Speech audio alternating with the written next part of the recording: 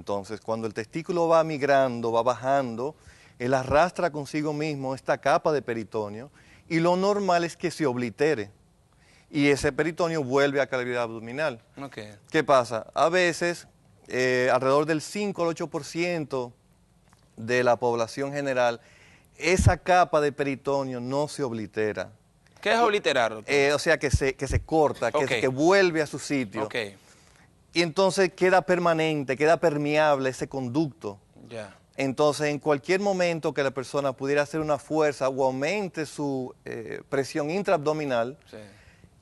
como tenemos un saco de peritoneo que pasa por el canal inguinal, entonces sale esa hernia, la cual pueden entrar lo que mayormente son intestinos. Sí. Vemos que hay diferentes lugares donde se presentan las hernias. Le preguntaba fuera del aire que la gente relacionaba el tema de la ingle, también los testículos, pero hemos visto Sí. hernias en el ombligo.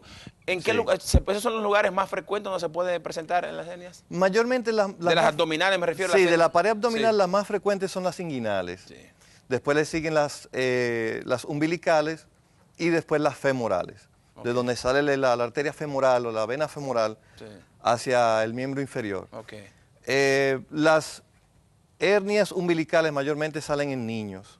¿Por qué? Porque tenemos el cordón umbilical que se va cayendo después que lo cortan y si el niño hace mucha fuerza llorando, se la pasa llora y llora y llora, pudiera tener una persistencia de ese defecto en el ombligo y entonces la fascia de los músculos del recto no se cierran adecuadamente y persiste ese pequeño defecto que después hay que... Eso es lo que le llaman el ombligo de arreglarlo. tetera. Exacto. El ombligo de tetera, que es el ombligo que está como que sobresale, ¿no? Exacto. Hay que tener en cuenta que en los niños que se le ve esa hernia umbilical, Sí.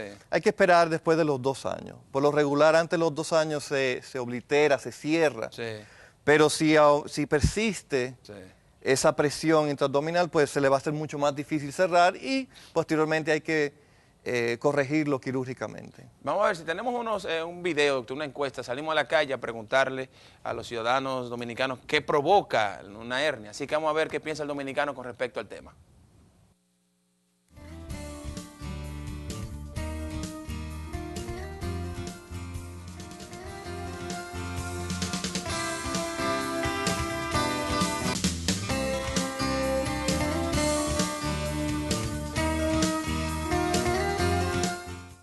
La hernia puede ser producida por el exceso de cuerpo, ya sea levantando algo pesado. Se puede producir hasta de una fuerza que uno haga, ya sea levantando un cubo. Eso se produce muchas veces a través de herencia, genes que son heredados de los padres. Una fuerza brutal que se puede hacer con algún objeto. Bueno, la puede provocar una fuerza que usted haga indebido. Una hernia la podría producir una mal fuerza que uno haga. A causa de una mala fuerza que una persona haga. Mayormente son producidas por hacer esfuerzos, ¿verdad?, mayores que lo que uno puede hacer. Sea una fuerza bruta, lo que le dicen, o puede ser también usted al pararse de repente también puede coger una hernia. Una hernia la produce hacer fuerza de más. Hacer esfuerzo excesivo al levantar algo. Hacer una fuerza en mala posición, diría yo.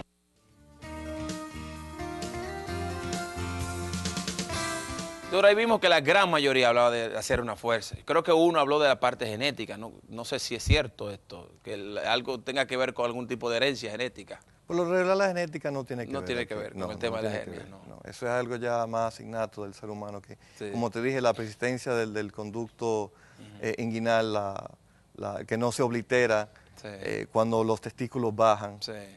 La persistencia del conducto peritoneal, así, sí. Entonces, eso de la fuerza, todo el mundo está casi... Mira, en cualquier momento que aumente la presión intraabdominal, dígase, se ven muchos pacientes que fuman, tosedores crónicos, pacientes que tienen que pujar mucho. ¿En las embarazadas, doctor? En las embarazadas es otro mecanismo, porque, sí, por ejemplo, al tener el producto intraabdominal, son más propensas a tener hernias femorales, no las inguinales, más las femorales. Pero siguiendo con el otro tema, por ejemplo, pacientes prostáticos que tienen que pujar para poder orinar adecuadamente. Y en aquellos pacientes que son fisiculturistas, que pujan mucho, que pujan. Sí. Hablan de fuerza, pero lo ideal es hablar de pujar, de pujar, de pujar, de pujar. Okay. Entonces, aparte de que tengamos esa persistencia del peritoneo, cualquier debilidad que tengamos en la pared abdominal te va a causar una hernia. Okay. Pero es algo crónico. Por ejemplo, si hiciste una sola fuerza o pujaste una sola vez, no va a pasar nada. No. Pero si todos los días, sigues pujando, sigues pujando, sigues pujando, y ya en una pared abdominal que tenga cierta debilidad, pues poco a poco va debilitándola y por consecuente te va a salir una hernia. Okay. ¿Qué pasa con las hernias? ¿Son peligrosas las hernias, doctor? Mira, las hernias en las etapas iniciales quizá no pase nada. Pero ya si no te ocupas de esa hernia va a seguir creciendo y mayormente si es una hernia indirecta, te puede llegar hacia el escroto, o sea, ya llamada la hernia inguinoescrotal. Okay. Tenemos contenido intestinal en la bolsa escrotal y el gran miedo... Contenido intestinal en la bolsa escrotal. Exacto. O sea, el intestino, parte del intestino... El intestino migra hacia la bolsa. Okay. Exacto. Okay. Y entonces, ¿qué pasa? Aquí el gran miedo es que en algún momento u otro el intestino sale, pero entonces no puede entrar y la pared abdominal pues estrangula este intestino y ya eso es una emergencia. Esto ocurre del 20 al 40% de los casos. Ocurre una estrangulación del intestino y por ende se necrosa.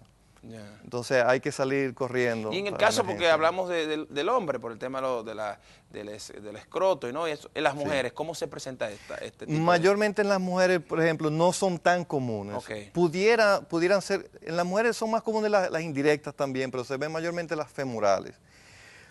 Pudiera ser que se le ve lo que se llama un quiste de Nuc, que en el labio mayor de la vagina se ve una protrusión que pudiera ser este saco de peritoneo, pero no son comunes. No son comunes. En cambio, por ejemplo, las inguinoescrotales no son No son tan comunes. No. Hay otro tipo de hernias, doctor, no solamente las abdominales. ¿Qué otro tipo de hernias existe? Aunque para retocarle a la gente, porque yo he oído hablar de la hernia discal, hay diferentes. ¿Cuáles son las otras hernias que existen? Sí, si estamos hablando, por ejemplo, de la pared abdominal, tenemos lo que son en frecuencia las hernias inguinales, las umbilicales y las femorales.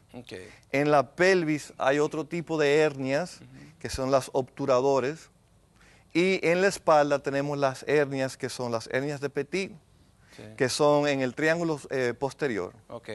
Sí. ¿Y esas son causadas por la misma...? Mayormente son causadas por debilidad de las paredes, entre los músculos que tenemos en la pared posterior del abdomen. Sí. Usted hablaba del tema de los niños, y a los niños no discrimina las hernias las edades, o sea, puede un niño, usted bien decía, un niño recién nacido, porque el llanto y esto puede tener que le sale una hernia que se presenta en el ombligo, pero también durante el crecimiento de este niño puede presentarse en otro momento. Claro que sí.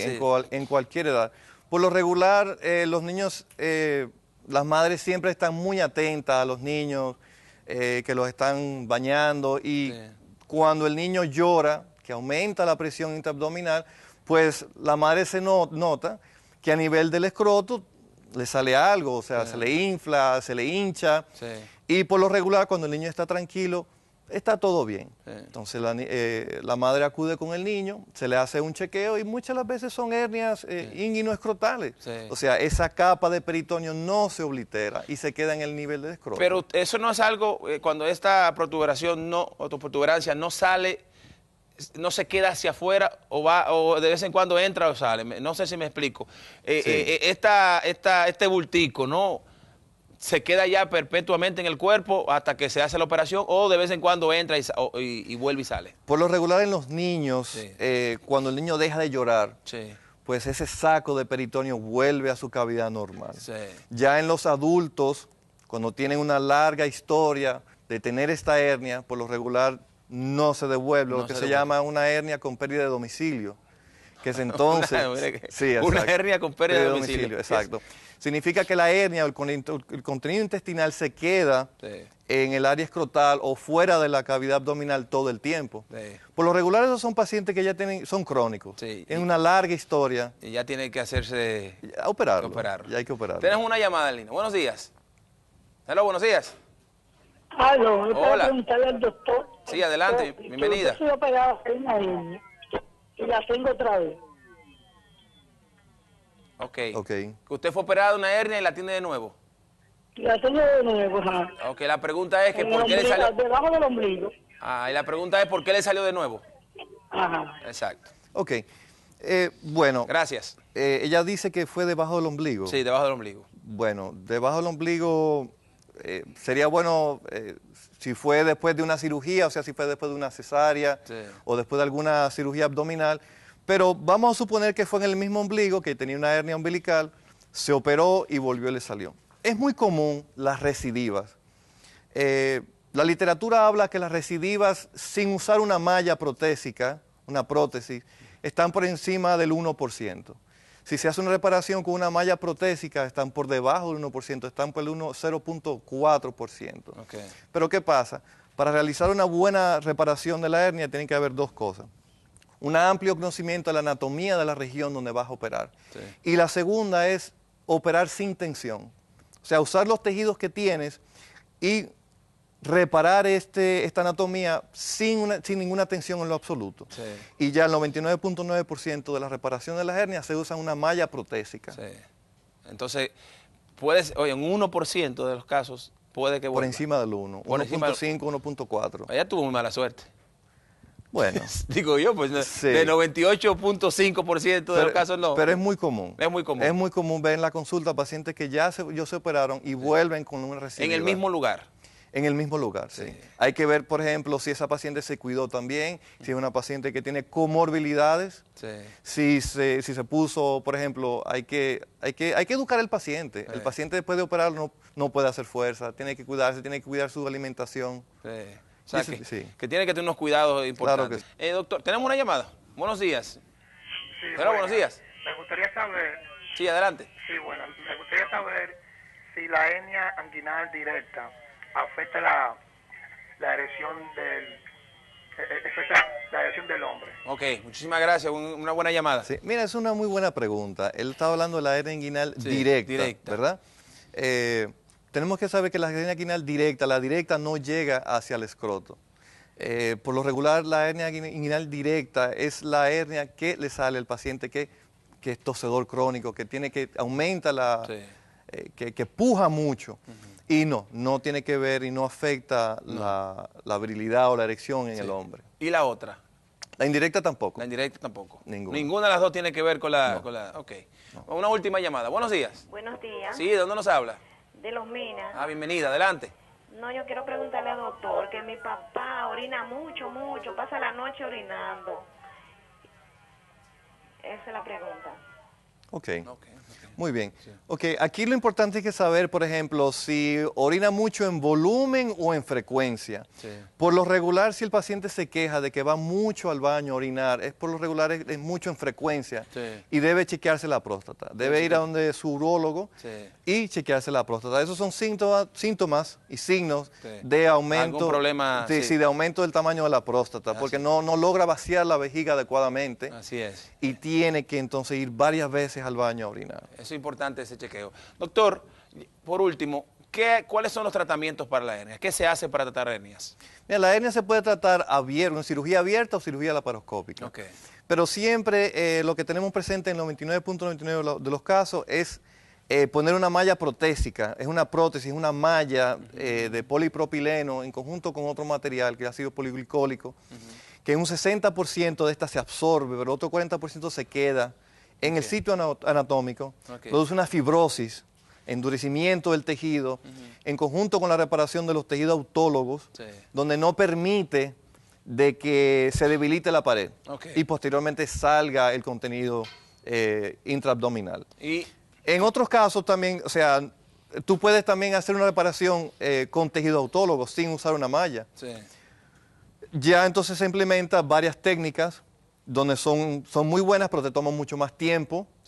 Pero lo ideal es siempre usar una malla protésica. ¿Y cuando ya hablamos de cirugía, doctor? ¿En qué momento dice, bueno, ya este paciente hay que hacerle una cirugía? Mira, ya cuando el paciente viene quejándose, doctor, yo tengo una bolita que me sube y me baja. Exacto. Que cuando hago fuerza, lo siento aquí.